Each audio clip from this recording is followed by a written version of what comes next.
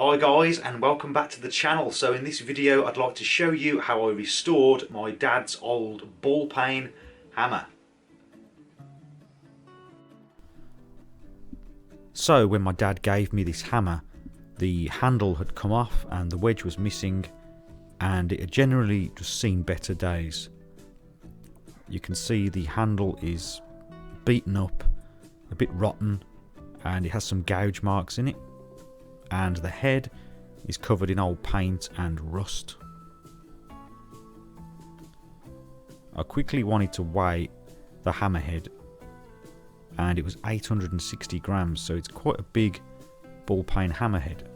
So to make the handle, I'm going to use this strip of oak, and it's the only hardwood that I currently have, so that'll have to do. I started off by just roughly measuring up the size I would need.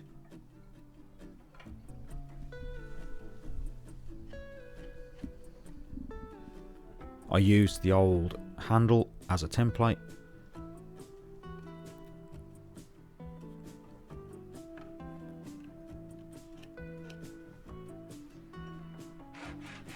And then cut out the length.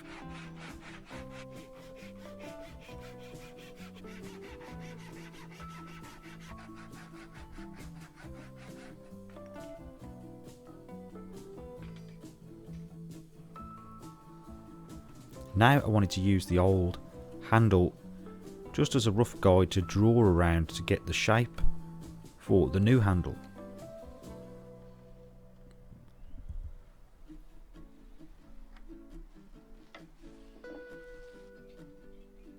I just made a few refinements with a pencil and drew some lines just to make it easier to cut the shape out later on.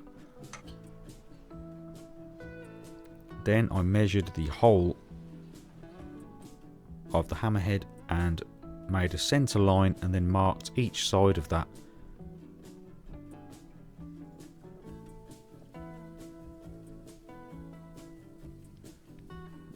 Then using a combination square I could follow the lines down.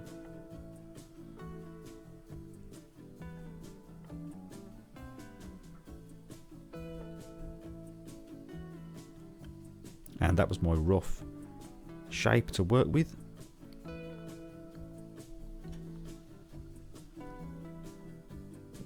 I transferred these lines to the top also. So to cut out the basic shape, I decided to use a jigsaw.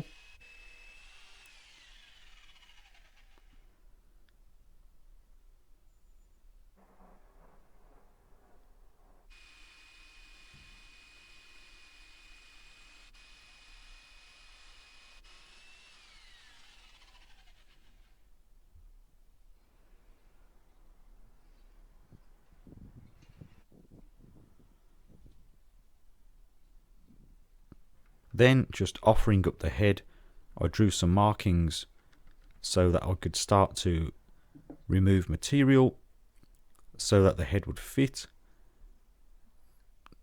I slowly removed some material with a utility knife, making sure to work away from myself here.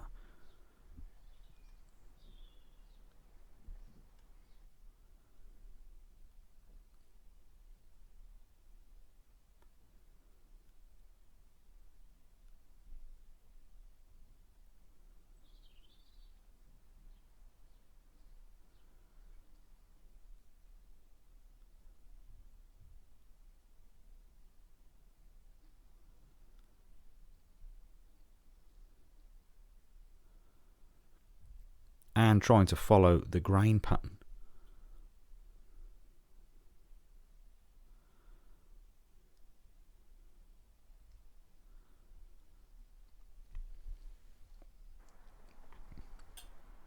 Periodically I checked to make sure that the head fitted, and when it was getting close I just had a few more shavings to do.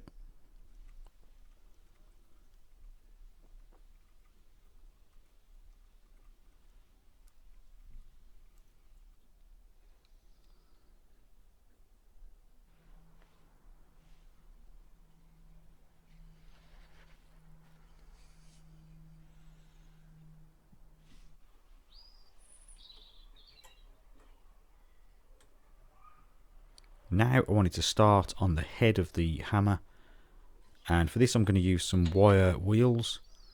First I just coated it in some metal polish.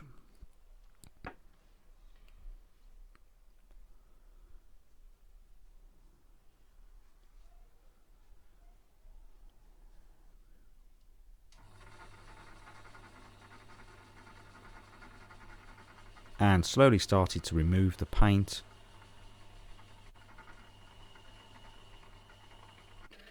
And I used a variety of different sized wheels to do this.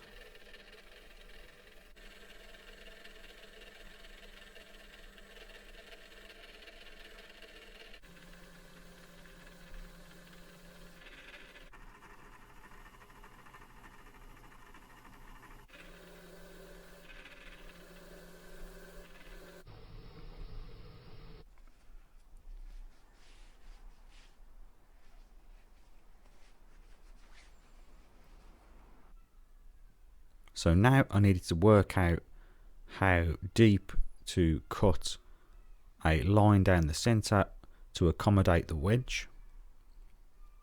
Just marking there with a pencil. I drilled a hole at the bottom of the line, and this will prevent the wood from splitting.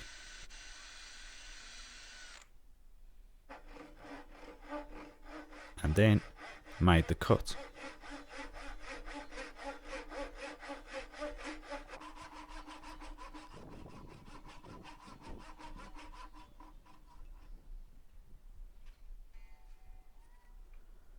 So for the wedge I used a sliver that came off the handle when I was cutting it down on the jigsaw, and this is like a darker part of the oak, so it should stand out against the top.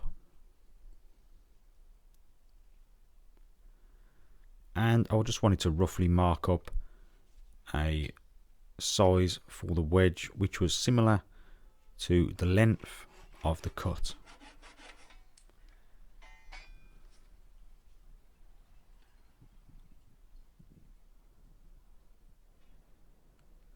And then I just checked to make sure it fit. Now I wanted to sand down the handle. So here I'm just using a detail sander and just smoothing over all the edges.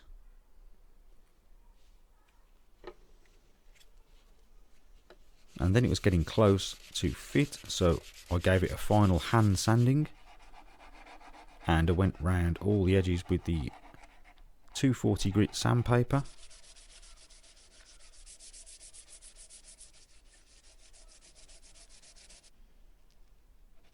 I also refined the wedge with the sandpaper. And now it was time to fit the head.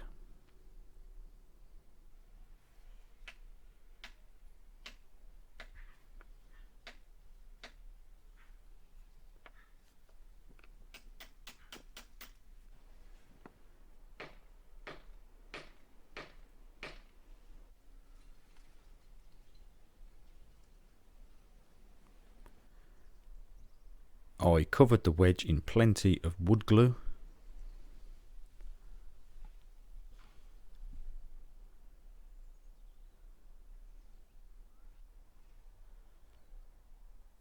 And then hammered it in.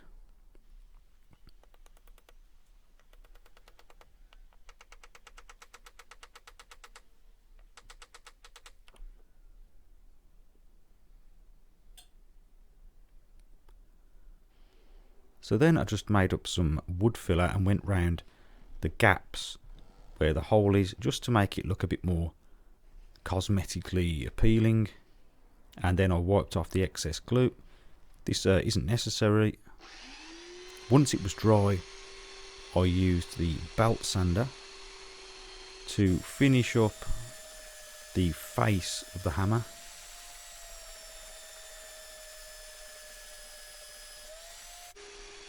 And I went round the sides, and the hammerhead was very pitted, so there was only so far I could go with this, but I think I got a fairly good result in the end.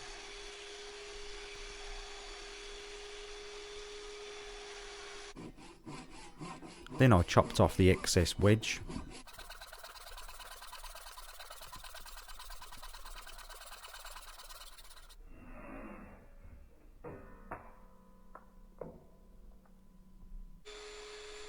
And sanded off all the excess on the belt sander.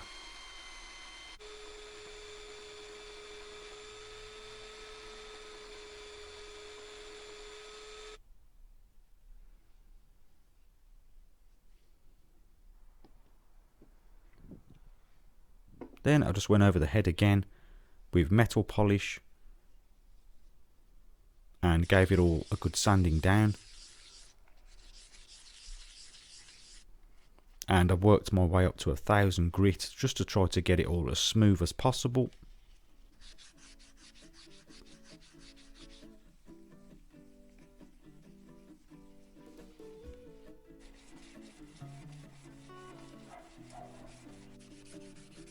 And then just sanded over the handle again. I then wanted to burn the wood and give it a nice rustic look. So I have a mini blowtorch here and I just try to evenly burn the whole handle.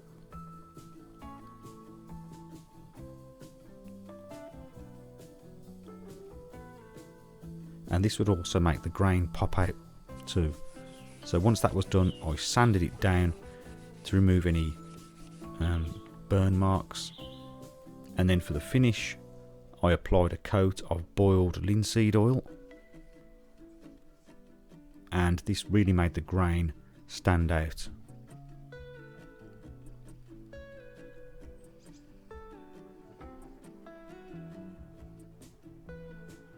And you can see that wedge in the middle stands out too.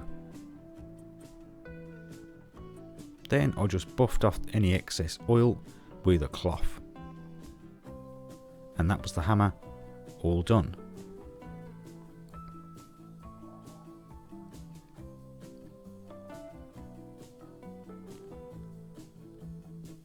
So now it was time to test it out.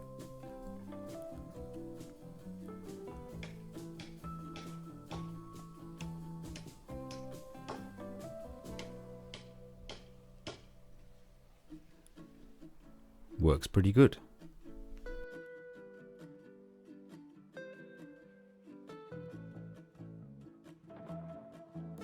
So that's about it for this video. I was pleased in the end how the handle looked with burning the wood. I wasn't sure if I should do that or not, but I think it looks really cool now, and I decided not to paint this part of the hammer because the hammer's quite beaten up anyway and it's got some pretty bad pitting. It's had a hard life, so I thought I'd keep the handle looking rustic, and it just looks nice, I think. And if anybody knows what this Z symbol is in the hammer head, please let me know. I have no idea.